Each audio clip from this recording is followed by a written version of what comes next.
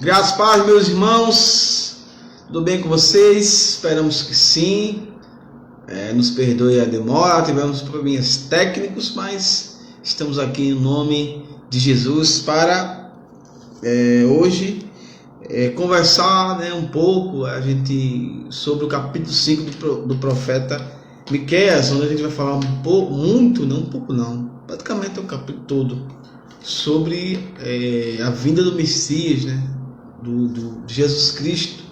Então, como o próprio Jesus, conversando com aqueles discípulos no caminho de Emaús, ele fala: olha, não estava escrito que todas as escrituras, todos os profetas ali, testificavam dele, Então, a gente nota que realmente comprova, a gente não sabe, mas comprova, quando a gente começa a ler novamente, que tudo contribui, para ali, para Cristo.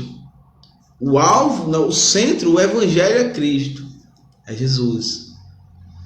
Como a gente sempre fala, o evangelho não é o que estão pregando aí. O evangelho não é cura, fala, mas não é cura. O evangelho não é libertação. Também fala libertação, mas não é libertação. O evangelho não é apenas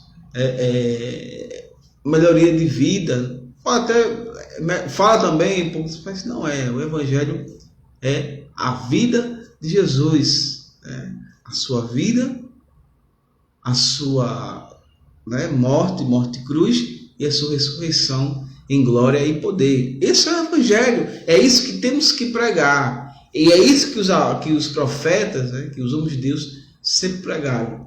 Jesus Cristo, como Paulo fala, e esse crucificado. Então, já vai compartilhando nos grupos e com as pessoas que você conhece, para que a gente possa estarmos juntos para estudar mais e mais a palavra do Senhor. Graça e a paz a todos. E estamos aqui, mais uma quinta-feira. Agora nossos estudos estão nas quintas-feiras. Tivemos aí um pequeno atraso, mas nada que vá comprometer o horário de finalização do estudo, amém? E que vocês possam compartilhar, em nome de Jesus, no seu Face, nos grupos de WhatsApp, para que mais pessoas alcancem esse estudo.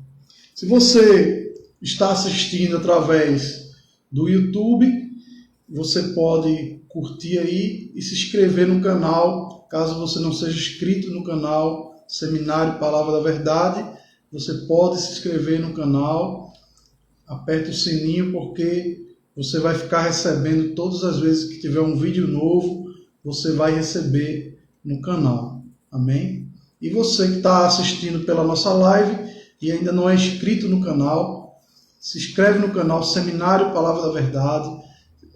Vai lá também na página do Seminário Palavra da Verdade, no Instagram, no Facebook. Vai lá na página, segue a página também, curte a página, segue.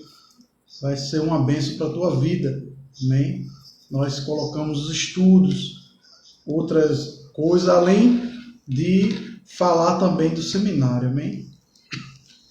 Então é isso, meus irmãos, dado esses recados, e só lembrando que domingo, nosso culto, a partir das 18 horas, iremos finalizar a série de 4 pregações sobre a supremacia de Cristo.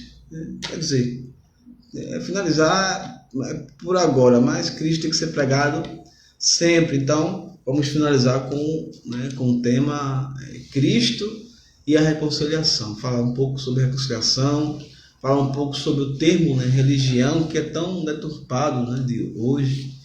Então, hoje em dia se fala, fulano é religioso, eita, quero nem falar com fulano, é religioso. Então, meus irmãos, a gente tem que correr do falso religioso. Esse realmente, a Bíblia fala para a gente fugir, para a gente realmente não combater esse falso religioso. Mas a religião é necessária, meu irmão. Então a gente vai ver aqui, falar um pouco sobre esse termo religião, para retirar digamos, essa escama, essa nuvem que está sobre essa palavra religião, né, que tão, o sentido está tão pejorativo, tão realmente ruim, e que não é. É que nem aquela questão do, né, como hoje, como a gente fala aqui, né, sobre a bandeira LGBT, né, que eles botaram o arco-íris, e você a gente não pode ver um arco-íris e já vê, eita, fica, não, meus irmãos, o arco-íris foi a aliança que Deus fez com Noé. E justamente eles já pegam isso que é para deturpar, para realmente para provocar, né? Para provocar, mas não fique, né? Não vou mais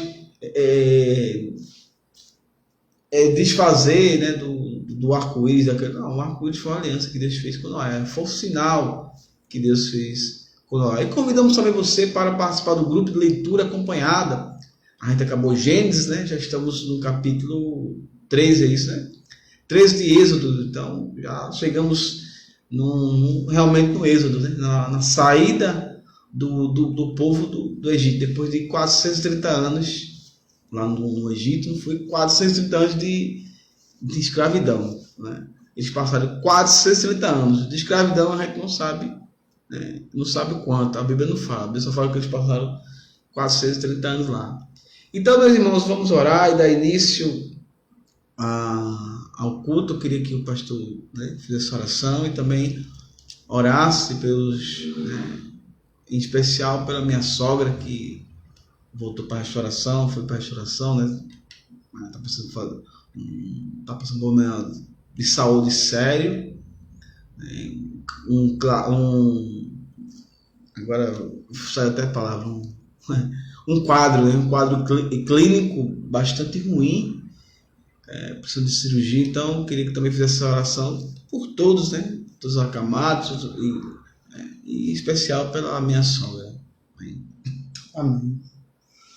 Pai, obrigado por essa noite, por estarmos aqui, podermos compartilhar a Tua palavra, podermos falar do Messias, falar de Jesus Cristo, aquele que veio ao mundo, deixou o seu trono de glória e nasceu como homem, morreu e ressuscitou ao terceiro dia. Obrigado, Senhor, pelas vidas que têm dado atenção, que têm parado o seu tempo para aprender da Tua palavra.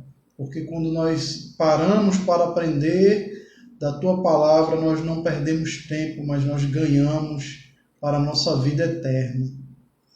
Ó Pai, eu te peço que abençoe, Pai, a sogra do nosso presbítero Anderson. Ó Senhor, pedimos que o Senhor esteja no controle de toda essa situação. Pedimos que o Senhor, Pai, esteja dando alívio, dando saúde, dando paz, em nome de Jesus, Pai. Nós pedimos pela vida dela, em nome de Jesus, pelo seu marido, pelos seus filhos, que o Senhor esteja junto, dando força, que nenhum deles possa vir a estar, Senhor, padecendo, Senhor, mas que eles possam, muito pelo contrário, estar ao lado, sendo fortaleza para ela, em nome de Jesus. Pai, abençoa, Senhor, as pessoas, Senhor, lá de Manaus, que ainda sofrem, Senhor, com aquela situação. É verdade. Ó Pai, contempla ali aquelas pessoas que estão no leito, que os oxigênios que as pessoas estão mandando para lá, que o governo federal está mandando para lá, que possa realmente chegar, que não haja nenhum desvio, nem de verba, nem de cilindro, Senhor. Verdade. Em nome de Jesus, Pai.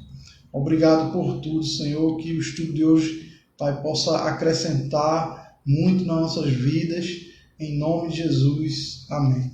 Amém, meus irmãos. Então, como foi dito, né, por nós aqui, vamos nesse capítulo 5, principalmente falar... Aqui o profeta ele faz, digamos, um paralelo aqui na situação mais atual naquele momento, né? De já a Síria não, no caso a Babilônia já chegando em Jerusalém já, e ele começa aqui, faz a profecia em relação ao Messias, aquele que realmente viria para governar para todo sempre, por toda a eternidade. Mas infelizmente o povo, né, de Israel era um povo que em sua maioria era muito duro, porque os profetas, meus irmãos, eram levantados por Deus justamente para isso, para despertar o povo, para tornar para o seu Deus, para o único Deus. Mas precisava muitas vezes eles ir cativos, ser cativos, precisava muitas vezes que eles passassem por maus bocados, para que, enfim, eles reconhecessem que só existe um Deus. É triste, mas essa é a realidade do povo hebreu, essa é a realidade do povo hoje em dia também. Né? O povo de Deus hoje em dia ainda continua sofrendo porque não dá ouvidos, né, à palavra do Senhor. Quer aprender da pior forma, que é realmente na pele.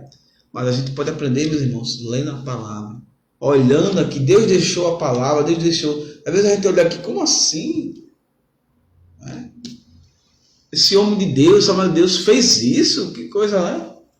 Esse é o ser humano, meus irmãos. E se Deus deixou isso aqui, foi para nos ensinar, para me ensinar, para te ensinar a não fazer, não cometer. Mas parece que é mesmo que não está falando nada. A gente parece que quer, não, eu quero ver se realmente é isso ou não.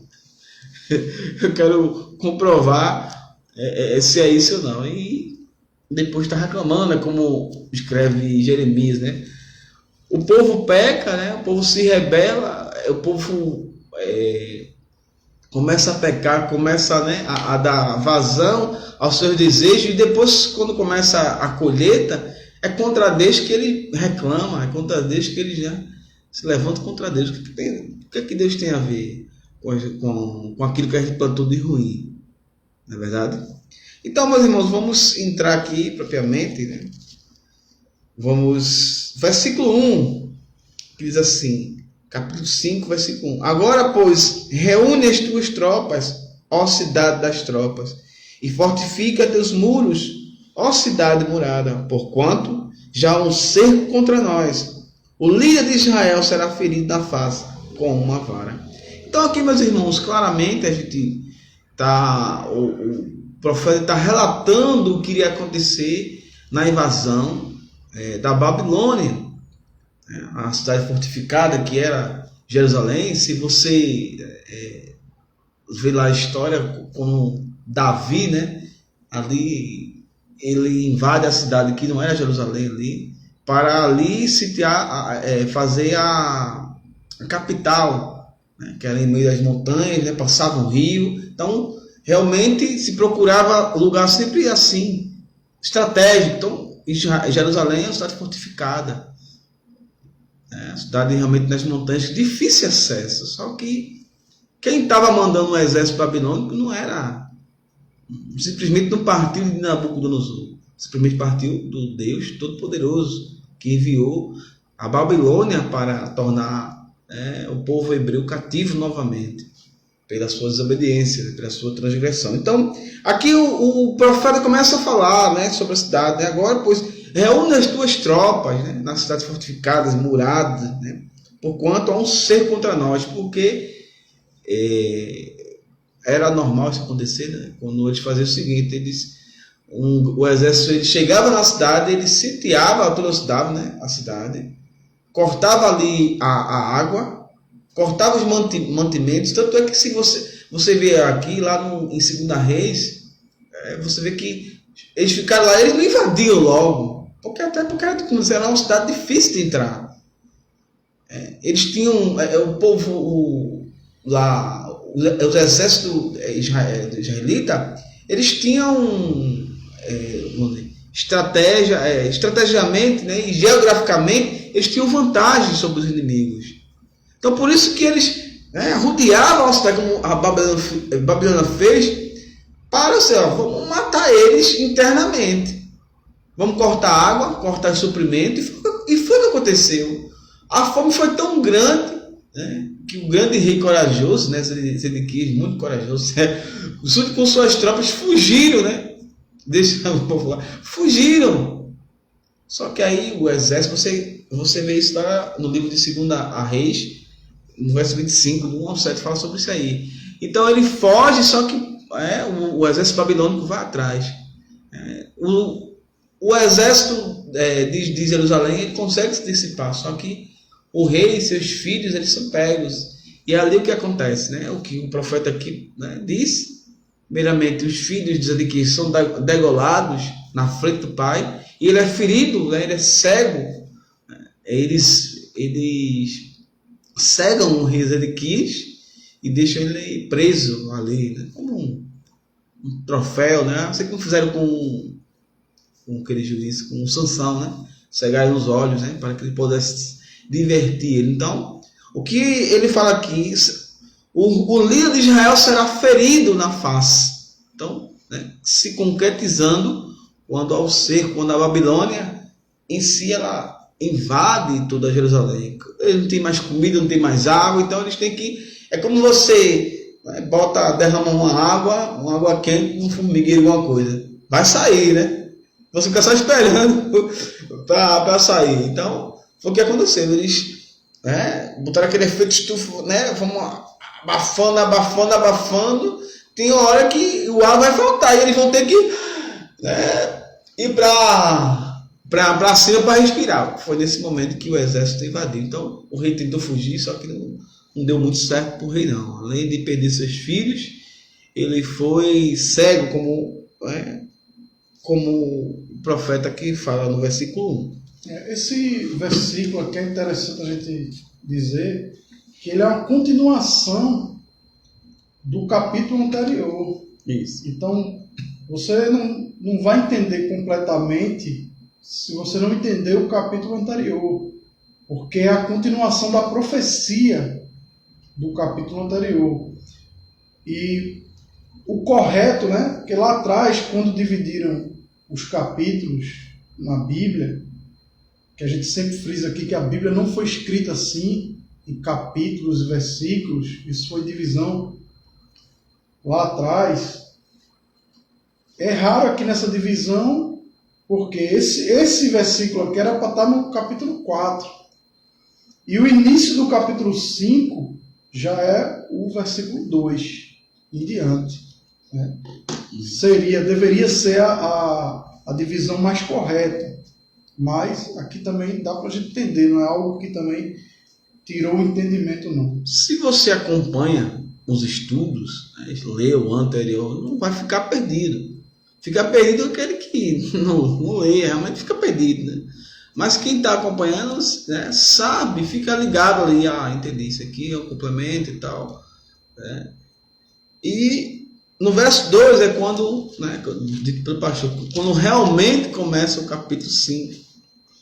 Falando do Messias, vamos falar assim: no entanto, tu, Belém, casa do pão, Efrata, frutífera, embora pequena demais para figurar entre as milhares de Judá, sairá de ti para mim aquele que será governante sobre todo Israel, cujas origens são desde os dias da eternidade. Então, claramente, meus irmãos, não tem nem como dizer que não aqui. Aí, se o cara estiver realmente muito louco e dizer que aqui não fala sobre Jesus Cristo.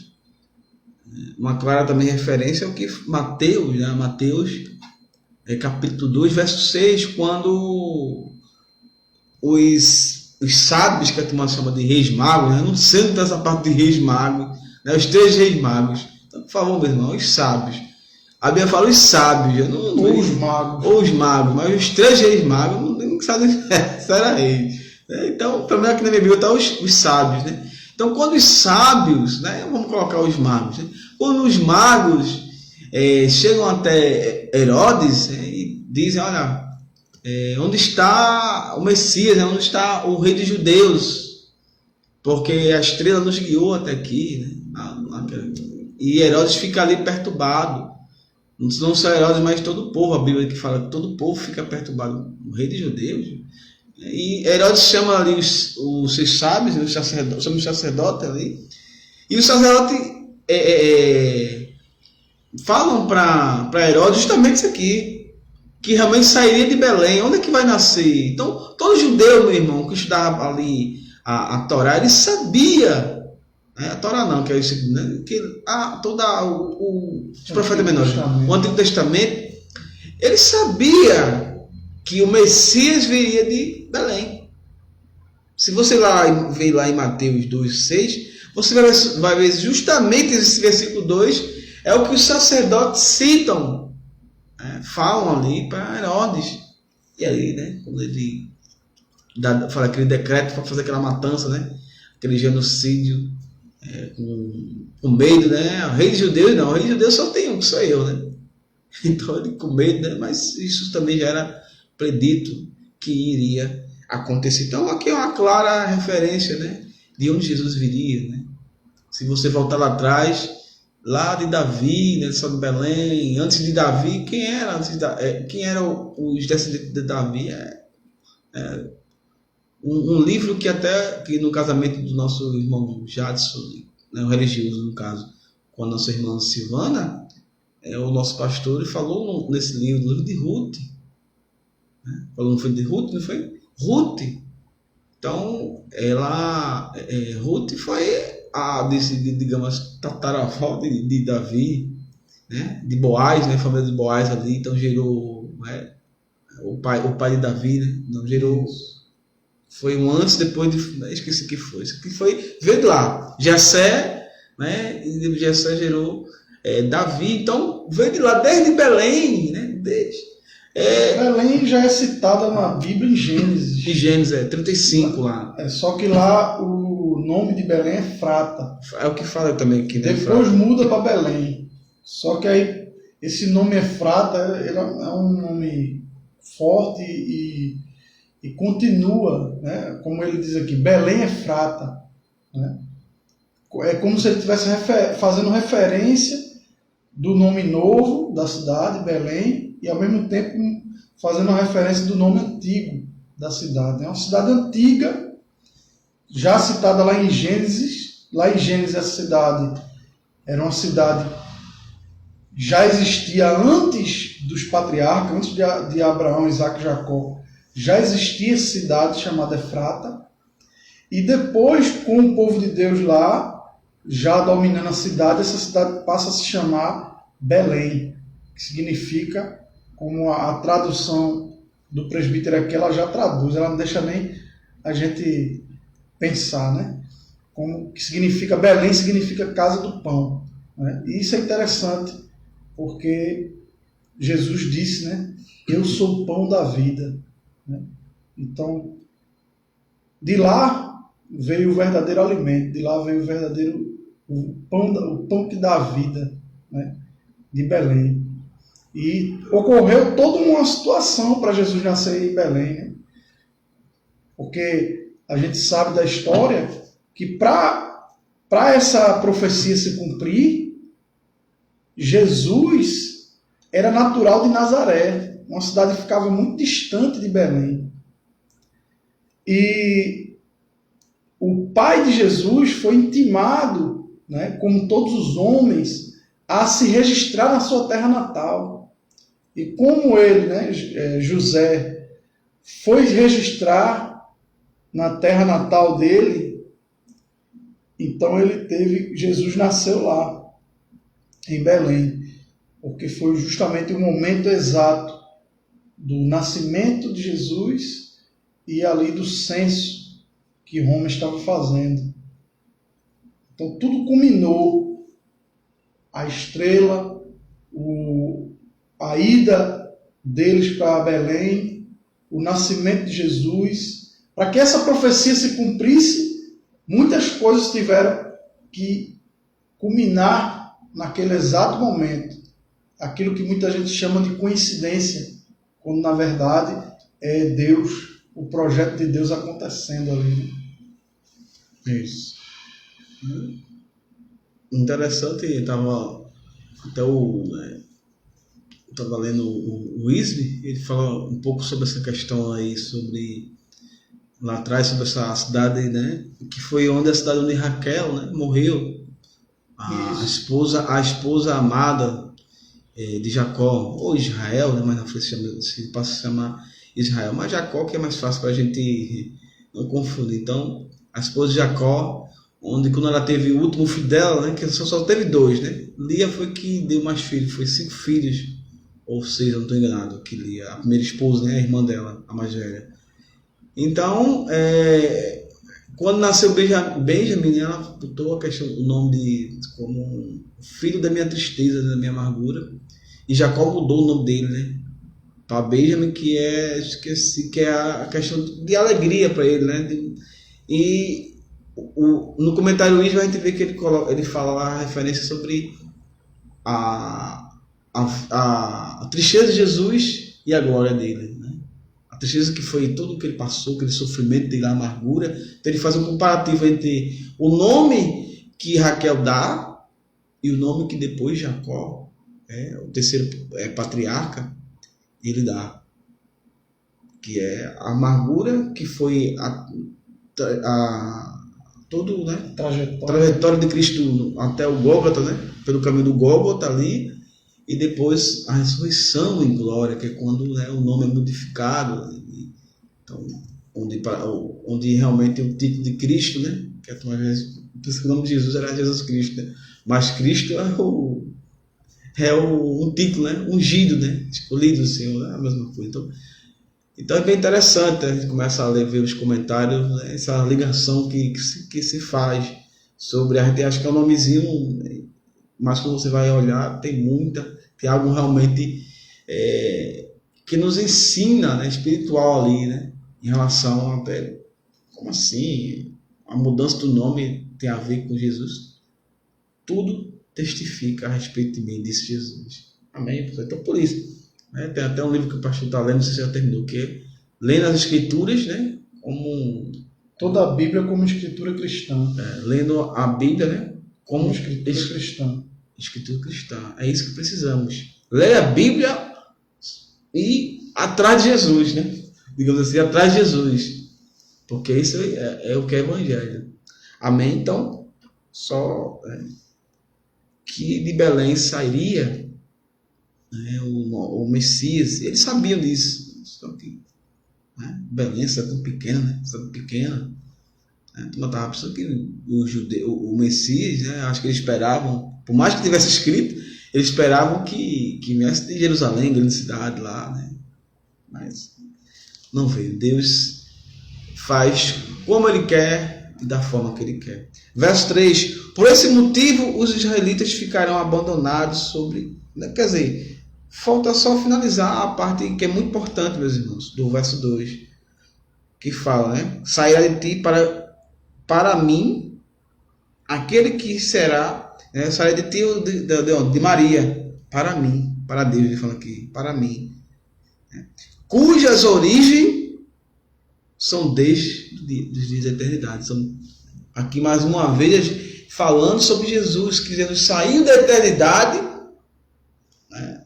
O Verbo se fez carne e habitou entre nós. Aqui a gente vê que o profeta ele fala sobre o Jesus Deus, o Messias Deus, que está desde a origem da eternidade. Meu irmão, eternidade, a gente já fez aquela conta aqui, né? Quanto é que dá, pastor? Se eu tiro 1 milhão de anos de eternidade, fica quanto? Uma eternidade. Uma eternidade. Então, conta rápido, padaria. Então, Jesus saiu da eternidade, né, para se sacrificar por nós, né? E ainda tem pessoas que não acreditam na divindade de Cristo, né? Aqui está claro, né? Que ele saiu da eternidade. Então, alguém que sai da eternidade só pode ser Deus. Esse é um atributo exclusivo de Deus. Para que alguém seja Deus, ele tem que ter eternidade, ele tem que ser eterno. E exclusivamente atributo de Deus, e Jesus tem, porque Jesus é Deus. o docetismo ainda, né? Forte, muitas vezes, ainda forte no dia de hoje, né? Querendo mitigar a divindade de Cristo, colocar Cristo apenas como os testemunhas de Jeová colocam a chave da salvação. Ele não só é a chave da salvação, não, meus irmãos, ele é a salvação. Né? Ele é a salvação. Tudo que foi feito foi por meio dele, a gente aprendeu aqui no domingo. Então, ele saiu da eternidade para nos dar vida, para nos voltar, para nos levar para a eternidade. Veja que maravilha.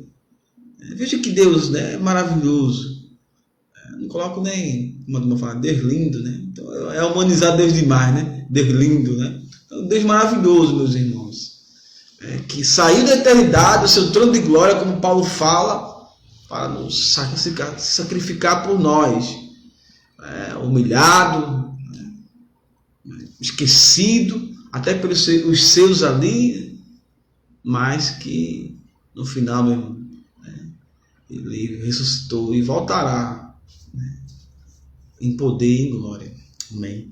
Verso 3. Por esse motivo os israelitas ficarão abandonados sob domínio do inimigo até o tempo em que aquela que está em dores de parto tiver dado à luz, quando então o restante dos irmãos do governante voltará a unir-se aos israelitas. Irmão, novamente ele está continuando a falar sobre o filho de Jesus. Aquela dor de parto, está falando de Maria, está falando de quem vai trazer Jesus ao mundo. Até lá, ou seja, até que o Messias nasça, eles vão ficar abandonados, vão ficar dominados. Essa dominação não é uma dominação simplesmente de outra nação, como a gente já falou aqui, que Israel veio ser nação em 1948, que realmente passou mais de 1000 anos, né, sobre os árabes ali comandando Israel.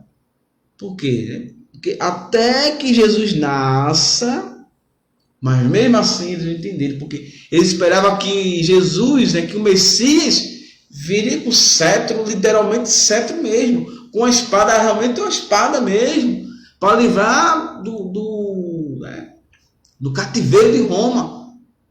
Porque eles já eram cativos a Roma. Eles tinham que pagar imposto a Roma. Por mais que eles vivessem mais tranquilo que eles viviam na Babilônia e na Síria, como em outros cativos que eles passaram, mas eles eram cativos ali ao regime romano. Tinham que seguir as regras de Roma. Eles não podiam... até você vê que... Por que eles levam Jesus a Pilatos? Por quê? Eles não tinham esse poder de matar. Por mais que eles quisessem, Então, só que podia ali era realmente Roma. Por isso que eles vão até Pilatos. Porque se irmão, era fato, se não tivesse esse domínio, eles já tinham crucificado Jesus. E pronto. Então, domínio até lá. Se você, como lá em Isaías no 7,14, fala a mesma coisa. Porque a gente já falou, Miqueias e Isaías são profetas contemporâneos. Enquanto Isaías profetizava nos palácios, na parte mais real de Jerusalém, o profeta aqui Miqueias ficava na parte mais, na baixada, como se diz, mais povão mesmo, digamos assim. Então, se você, o profeta Isaías também fala sobre essa questão que até lá eles vão vir dominados. Aqui é um domínio realmente de pecado, um domínio espiritual aqui, não só um domínio de Roma. Jesus veio para tirar, primeiramente, o domínio do pecado, que é maior do que qualquer outra coisa. A Síria, a Babilônia, Roma, ou qualquer outro rei que, a gente lê no livro de Juízes, que passava vários anos escravizando o povo de Deus ali, não se compara, meu irmão, com o domínio do pecado. Não se compara. Não se compara. E é para isso que Jesus veio. O apóstolo João ele escreve isso, dizendo, olha, foi para essas coisas que o Filho de Deus se revelou. O que é essas coisas? Desfazer as obras do inimigo. O poder do pecado. Jesus se revelou para perdoar os pecados, para pagar a dívida que era impagável diante dos olhos humanos. Mas o povo não entendeu isso aí. Então, meu irmão, entenda que a sua dívida você não pode pagar. Não é com a cesta básica. Paulo diz que eu posso me doar, eu posso me atirar ao fogo, eu posso fazer isso e aquilo, mas se não tiver amor, se não tiver realmente Jesus, o verdadeiro amor que só vem de Cristo, é de balde, meus irmãos. É de balde. Então Jesus, o profeta falando, olha, até que ele nasça, você vai ficar dominado pelo pecado. Mas o povo não entendeu, né? Mas também estava escrito que o povo iria rejeitar. Veio para os seus, mas eles não receberam, não o quiseram. Então só depois disso é que voltarão a se unir. Depois que Jesus completar toda a obra ali, né? Pagar, né? Sofrer, morrer, ressuscitar e trazer realmente, nos levar para a eternidade. Mas até lá, meus irmãos, até lá, vamos estar aqui sujeito a pecar, né? Sujeito, se a gente tiver Cristo, a ser novamente dominado pelo pecado. Porque só Cristo, né? Só o valente, o mais valente que é Jesus, pode nos libertar do valente que é o pecado. Então não vá com o seu braço, não vá com o seu conhecimento, não vá com... Eu já tenho 20 anos de... Meu avô era pastor, meu pai é pastor, minha mãe é alguma coisa da guerra lá. Não vá nessa não. Se não tiver Jesus, já é. Verso 4. Ele se estabelecerá e os pastorear do poder de Yahvé, na majestade do nome do Senhor, o seu Elohim Deus. Eles viverão em paz e segurança, pois a grandeza dele alcançará os fins da terra. Então, né? Falando sobre o milênio, sobre lá na frente, sobre o futuro, né? Aqui é uma passagem, essa passagem aqui a gente está lendo, irmão, é extremamente escatológica. Isso aqui é para o futuro. Né? Aqui eu entendo da seguinte maneira, né? A minha versão diz assim: e ele permanecerá e apacentará o povo na força do Senhor, na excelência do nome do Senhor, seu Deus. E eles permanecerão, porque agora será ele engrandecido até os fins da terra. Então, Jesus será engrandecido até os confins da terra, até os fins da terra, porque eles acreditavam que a terra tinha um limite, né, final. E é o que está acontecendo hoje. Jesus está sendo engrandecido até os limites da terra. Todo o globo terrestre se espalha a palavra de Deus, algo que há anos atrás era inconcebível e hoje está acontecendo. A palavra de Deus espalhando, Jesus sendo engrandecido, aquele que nasceu, como no versículo 2, aquele que nasceu de Belém, Efrata, ele permanece e é engrandecido até os confins da terra, e a sua palavra está sendo pregada.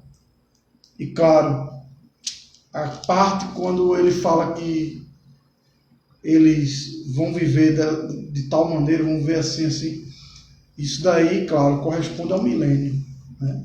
Isso. E encaixando, né, nesse confins da terra, com o que Jesus falou aos discípulos, né? Atos 8, né?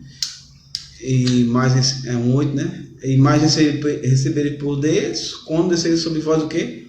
O Espírito Santo. Serem minhas testemunhas, né? Jerusalém, Samaria e confins da terra. Amém?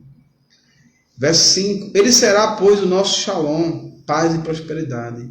E quando a Síria invadir nossa terra e atacar nossos palácios, levantarão contra ele 7 pastores e 8 líderes escolhidos. Meus irmãos, aqui vale a pena explicar bem direitinho isso aqui. Primeiramente, a Síria aqui não é a Síria que você imagina, porque o povo de Deus, o povo Israel nunca venceu os assírios. Isso aqui realmente é falando sobre Messias ainda aqui. Nunca venceram Messias, foram escravos lá do povo assírio, né? Como o profeta Osés, né, falou também sobre isso. Então, não é a Síria, não é que eles vão falar sobre, não é a Síria aqui o país. Ele está dando nomeando, assim como ele fala inimigo, ele fala muito Egito, né? O Egito, não voltarei mais para o Egito. É apenas uma forma de... que realmente a Síria e o Egito sempre foram inimigas, né? Sempre foram inimigos do povo de Deus. Então, é só uma forma do que o profeta colocou aqui para que eles entendessem que venceria o inimigo, né? O inimigo do povo de Deus. Mas não é realmente a Síria aqui. E quando ele fala aqui de... Depois, né, a Síria... levantaremos contra eles 7 pastores e 8 líderes. Ele está falando isso daqui, que vai se levantar vários, né, pastores, vários príncipes, né, como ele fala, 7 pastores e 8 líderes. Então, quando ele fala várias pessoas escolhidas por Deus, é uma forma de... a mesma coisa que Amós fala, quando tá, por uma, por duas, por até 4 transgressão. Você lembra quando a gente fala com Amós não falava isso? Eu, né, trarei juízo sobre o povo, sobre a cidade lá que a gente falou lá, Edom, não foi, se eu não estou enganado? Edom não. Não foi Obadiah que falou. Sobre algumas cidades lá que ele estava falando, né? Sobre, por causa de uma, 2, 3, até 4 transgressões. É um tipo de linguagem que os profetas usam para entendimento melhor. Quando ele fala 7 pastores e 8 líderes, que assim, vão ser várias pessoas vão ser levantadas, né, para realmente salvar, no sentido assim, de forma espiritual, né, de pregação em si, realmente da palavra. Não voltando, não vamos fazer até que tem gente aí que dá leitor bíblico que adora esses números, no 7, 8, já começa aqui a especular, né? Isso tem alguma coisa. Não, meu irmão, não tem nada atrás. Isso aqui é um exemplo que está dando para entender melhor. É a mesma coisa que Amós fala. 1, 2, 3, até 4 transgressões, virá o juízo, tal. Como a gente leu lá em Amós. Você tem que entender que os profetas, muitas vezes, eles falavam de forma literal, outras vezes eles falavam de forma metafórica, outras vezes ele falava de forma poética, outras vezes ele usava um provérbio popular, outras vezes ele usava um adágio, outras vezes ele usava algo da linguagem do povo, então a geografia da geografia. Então você tem que entender aquilo que ele está falando no contexto que ele está falando. Porque se você for literal, você não vai conseguir entender. 7 pastores e 8, por quê? Que número é esse? Aí vai começar a especulação, né, meus irmãos? Então, por isso que a gente tem que estudar, tem que ir na parte histórica, realmente, do texto, na parte geográfica, na parte cultural, porque aí a gente vai entender por que o profeta está falando aquilo ali. Se não ficar realmente famoso, né? Viajando, né? Como assim? Então, explicado isso. Verso 6. Eis que eles governarão a Síria mediante a espada, e a terra de Nimrod, livrarão da Síria, dentro de seus portões. Assim eles nos livrarão da Síria, quando esta invadir nossa terra e adentrar no nosso território pelas fronteiras. Então, como eu falei, a Síria aqui não é a Síria, o país lá. Falando do inimigo do povo de Deus em si, não é? Inimigo espiritual. O remanescente de Jacó estará no meio de muitos povos, como o orvalho das manhãs que vem de Yahvé. Como a chuva sobre a relva, não depositará sua confiança no homem, nem dependerá, né, dos seres humanos. Então, o remanescente, aquele que realmente... o final, o que restou, né, o remanescente de Jacó estará no meio de muitos povos, como foi falado aí, aquela questão que o pastor endossou a respeito do confins, né? Então, o orvalho, como é, né? O orvalho das manhãs que vem de Yahvé, de muitos povos. Então aqui, né? Como eu digo, aqui ele está falando só, meu irmão, esse capítulo é extremamente sobre o Messias, né? Sobre o Messias. Mas é claro que ele vai usar uma linguagem daquela época. Não tem como. Muitas vezes os profetas profetizavam porque nem sabiam o que ele estava falando. Assim, quando aquilo ia acontecer. Eu acredito que muitos profetas até profetizavam achando, como o próprio Osés, achava que o livramento viria no seu tempo ainda, só que não veio. Você vê que ele está falando de uma maneira tão figurada aqui, que ele fala sobre a terra de Nimrod, no versículo 6. E a terra de Nimrod foi lá atrás, em Gênesis, lá nos primeiros capítulos. Quando Nimrod ele levanta ali a Torre de Babel. E ele eu entendo aqui que o que será derrotado aqui é o inimigo, é a confusão, é a terra da confusão, onde ali Deus confundiu ali as línguas, e os homens não se entenderam mais. E isso será derrubado, porque quando a gente vai para Atos 2, acontece lá em Atos 2 justamente o contrário do que aconteceu na terra de Nimrod. Enquanto na terra de Nimrod Deus confundiu as línguas, em Atos 2 Deus uniu as línguas. Deus fez todo mundo se entender. Abriu os ouvidos. Abriu os ouvidos. Toda a gente está entendendo, esses camaradas são galileus. E a gente está entendendo eles falar a nossa própria língua. Então, aquilo que aconteceu lá atrás, em Nimrod, Deus confundiu as línguas. Deus é o que vai fazer todos nós falarmos numa única linguagem. Porque o sentido mudou, Por que eles construíram a Torre de Babel? Claro que às vezes as pessoas acham que já me falaram, eu até pensava assim, que foram porque eles queriam chegar até o Altíssimo, Não, meu irmão. Eles estavam com medo de novo do dilúvio. Eles estavam com medo de realmente vir novamente. Eles não acreditavam. Deus tinha dito que não ia mais. A aliança que não ia mais realmente trazer dilúvio mais. Daquela forma. Podia acontecer enchente, como muitas vezes acontece. Mas não daquela forma que foi, para matar todos. Só que Deus fez essa aliança, só tinha Noé. Só tinha Noé ali. Então, provavelmente eles escutaram dos seus avós, seus antepassados, olha, teve uns anos atrás que aconteceu um dilúvio que matou todo mundo. Aí, poxa, vamos fazer, Para quando chegar, a gente esteja a salvo. O sentido é diferente, Além disso, tem a questão também da idolatria, da adoração. A arqueologia ela prova que muitas torres foram levantadas, não do tamanho da Torre de Babel, mas muitas torres foram levantadas a respeito de adoração a outros deuses. Então era uma questão ali de paganismo também, de idolatria, e por isso Deus fez aquela torre cair, Isso.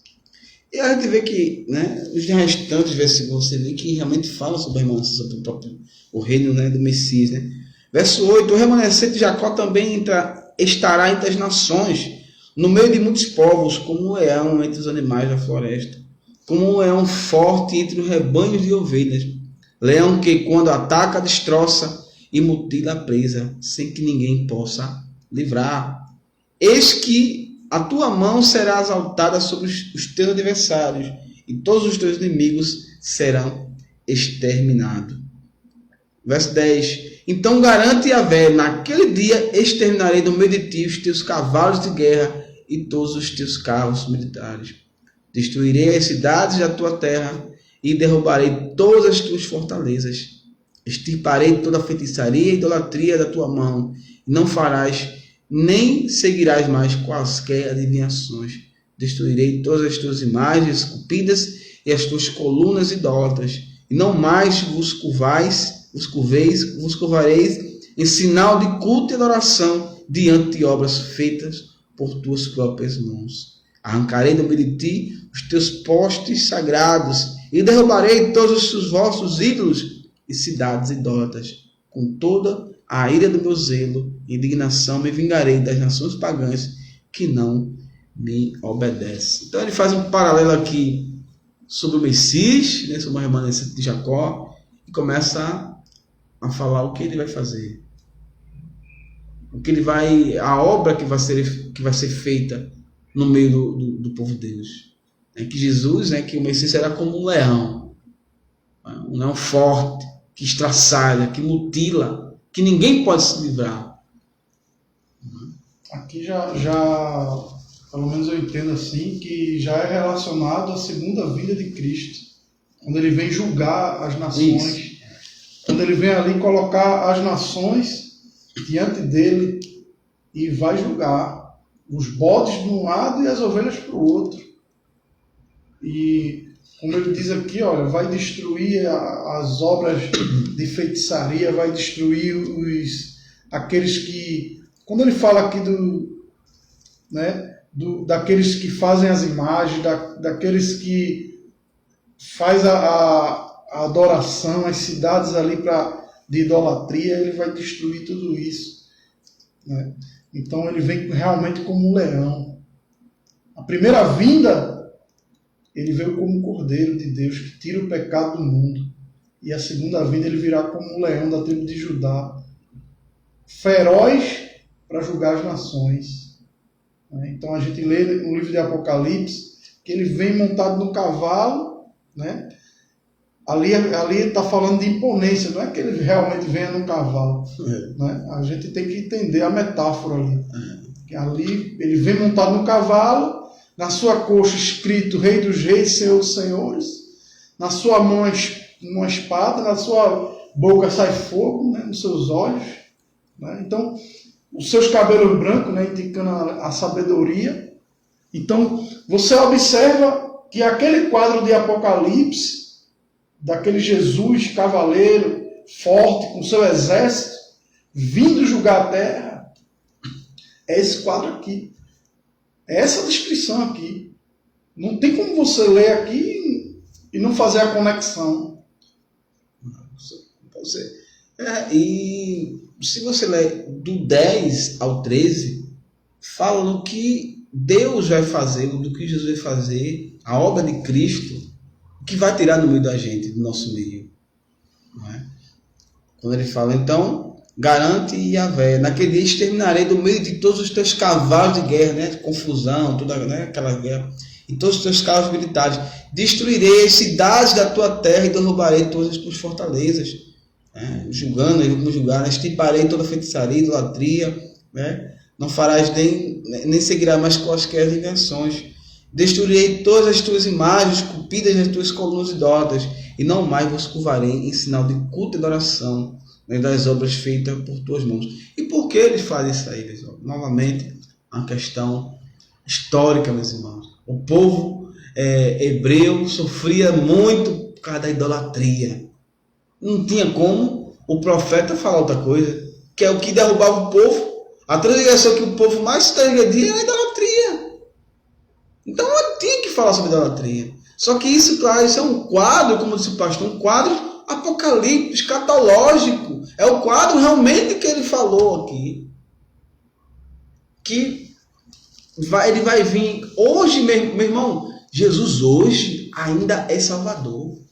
Quando ele vai vir nessa cena aqui, que ele vai vestir para tudo, destruir tudo, ele já é juiz, meu irmão. Não adianta mais dizer, Jesus me salva, não. É hoje. Ou é hoje? O profeta aqui está, né, dando, nos falando aqui do quadro do que João novamente fala lá em Apocalipse. Que ele vai tirar, por quê? No capítulo 21 de Apocalipse 6, que faz novas todas as coisas. Enxugarei toda lágrima, tudo. Então, você encaixa, troque essa questão aqui da idolatria, de tirar isso, por hoje o que a gente tem, tristeza, né? Principalmente o pecado, que, né, nos assedia, toda a dor, a gente não vai ter mais aquela preocupação, né, que a gente tem diariamente, vai ser tudo eliminado na volta de Jesus. Isso aqui realmente é o quadro da volta de Cristo. No mesmo capítulo ele falou do nascimento, ele falou da primeira vinda e agora ele falando do retorno da volta de Cristo. E é essa confusão muitas vezes que o judaísmo faz, O judaísmo não consegue entender isso aqui. E ele diz que Jesus não é o Messias. Por quê? Porque ele esperava o judeu da época de Jesus, e muitos judeus até hoje, e principalmente os judeus da época de Jesus, ele aguardava o Messias que viria dessa maneira aqui, como um leão. Ele aguardava o Messias guerreiro que vinha tirar ele do reinado de Roma, que vinha destruindo ali o Império Romano. O Império Romano, ele passou e não veio o Messias, nada aconteceu. Tinha nada a ver com o Império Romano. Agora, o Império das Trevas continua, mobilizando as pessoas, fazendo as pessoas travarem guerras umas com as outras, fazendo o marido bater na mulher, fazendo uma pessoa assassinar o seu semelhante. O Império das Trevas continua fazendo as pessoas idolatrarem os seus ídolos, fazendo as pessoas fazerem obras de feitiçaria. O Império das Trevas continua. E eles não conseguiram entender isso. Quando Jesus diz, olha, o meu reino não é desse mundo. Eles não conseguiram compreender quando Jesus disse, a vossa luta não é mais contra a carne, nem contra o sangue, mas é contra principados e potestades. E é por isso que eles se perderam e até hoje estão esperando o Messias. Porque eles não compreenderam. Nem todos. É preciso também dizer que muitos judeus creram em Jesus. Muitos judeus até hoje creem em Jesus. É preciso dizer isso. Porque às vezes a gente tem uma ideia de que nenhum judeu creu em Jesus. Quando a gente vê na Bíblia, Marcos era judeu, Mateus era judeu. O apóstolo Paulo era fariseu, judeu raiz. Os 12 apóstolos eram judeus, né? Então, quando a gente começa a entender isso aqui, a gente vê a diferença e a gente vê o quadro profético. Porque se a gente fosse olhar isso aqui de uma forma como muitos judeus ele lê, de uma forma literal, a gente ia entender que a Síria não ia ter êxito. Se a gente fosse entender de uma forma literal, a gente ia entender que a Síria não ia ter êxito. Quando a gente vê que existem profecias que dizem que a Síria teve êxito, que a Síria ia ter êxito, e teve realmente êxito. Mas quando a gente olha para essa profecia aqui, a gente não pode entender de forma literal. A gente tem que entender, como a gente falou aqui, a primeira vinda do Messias, nascimento, e depois a sua segunda vinda como um leão. A sua segunda vinda como aquele que vai julgar. Eu quero salientar aqui o versículo 15, né, que diz: e com ira e com furor exercerei vingança sobre as nações que não ouvem. Vingança sobre as nações que não ouvem. Não ouvem o quê? Não ouvem aquela palavra do Messias que a gente falou agora há pouco, que será pregada até os confins da terra. É isso. É simples. Quando você realmente para ler e pede a orientação do Espírito Santo, você começa a juntar as coisas, começa a encaixar as coisas. E aí não tem para onde correr, não tem o que fazer. É verdade, meus irmãos. Então, só para finalizar, eu vou trazer a aplicação, porque a gente foi aplicando o texto todinho e vai falar, mas né, vamos aplicar o quê? Aplicou aqui, né? Bem, e o texto fala do Jesus Salvador e do Jesus Juiz. E aí? Vou fazer aquela também. O que é que você escolhe? Os calvinistas chamam, o quê? Mas tem certo momento que eu não sei qual a palavra que encaixa aqui de falar. Eu vou dizer, e aí, pastor? Diz a palavra aí, me diga aí. Qual a palavra que eu digo aí? Você escolhe. Agora, a sua escolha ela vai ser direcionada pelo Espírito Santo. Justamente. Porque por mais que a gente pregue, é o Espírito Santo que te convence do pecado, da justiça e do juízo. E quando você toma a sua decisão, de entregar a sua vida a Jesus, você está tomando uma decisão não baseada apenas em um raciocínio. Porque quantas pessoas ouviram a palavra de Deus e não entregaram a sua vida para Jesus? Então, se dependesse apenas do raciocínio, da matemática humana de fazer 2 mais 2 igual a 3, 2 mais 2 igual a 4, o camarada ia acertar. Porque ele ia dizer, ou eu aceito, como o presbítero falou aqui, o Jesus, Cordeiro de Deus na minha vida, ou então vou ficar aguardando a vingança de Deus, o Jesus leão, que vem para julgar, o Jesus juiz, né? Juiz que vem julgar as nações. Então, se dependesse dessa matemática, seria muito fácil. Todo mundo ia dizer, eu quero o Jesus Salvador. Só que não é bem assim. Só que é o Espírito Santo que te convence. Não é assim, porque nem todo mundo crê que esse Jesus ia voltar, né, como juiz. Então eu fico, né, eu repito o que disse Moisés ao povo, ali no final, né, ali antes dele morrer, né, capítulo 30 e alguma coisa, não sei. Porque os finais mesmo para lá do Deuteronômio já foi Josué que escreveu, né, porque ele já estava morto, né, Moisés. Eis que põe diante de vós 2 caminhos, a vida e a morte. Então quero ver. Calvinista, e fala isso aí. Fala de Moisés lá. Fala de Moisés. Eis que põe diante de vós. Então, irmão, coloco diante de você, meu irmão, que ouviu essa palavra, que está aí, né, como em cima do muro. 2 caminhos foram apresentados a você. O primeiro é a salvação. E o segundo é o juízo mesmo.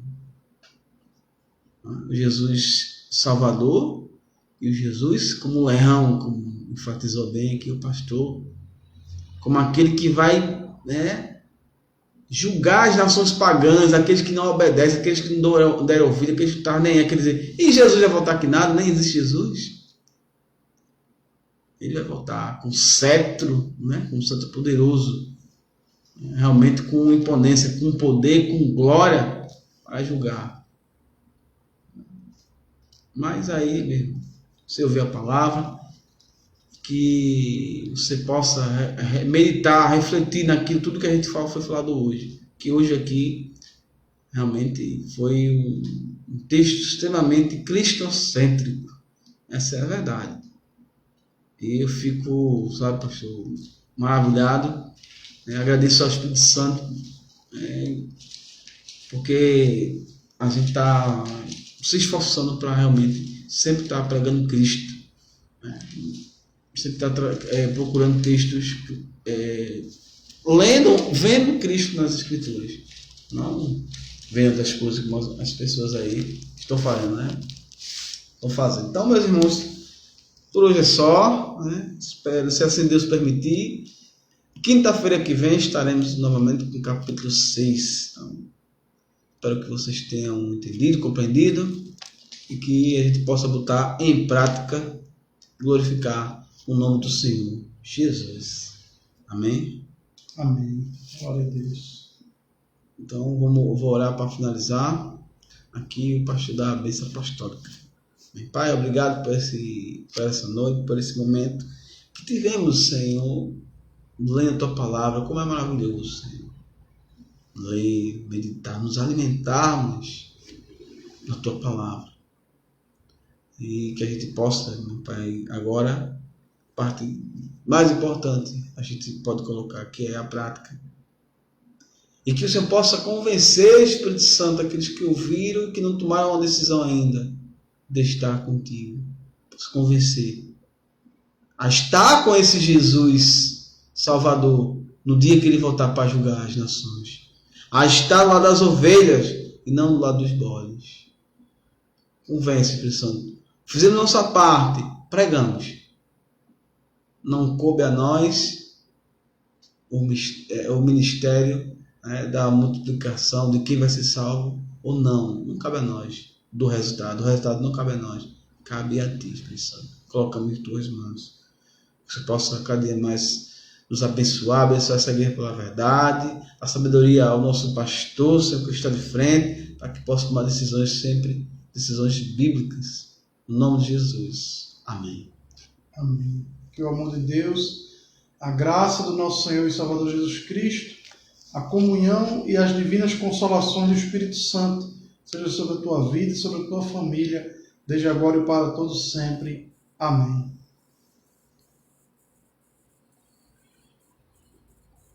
Não, não,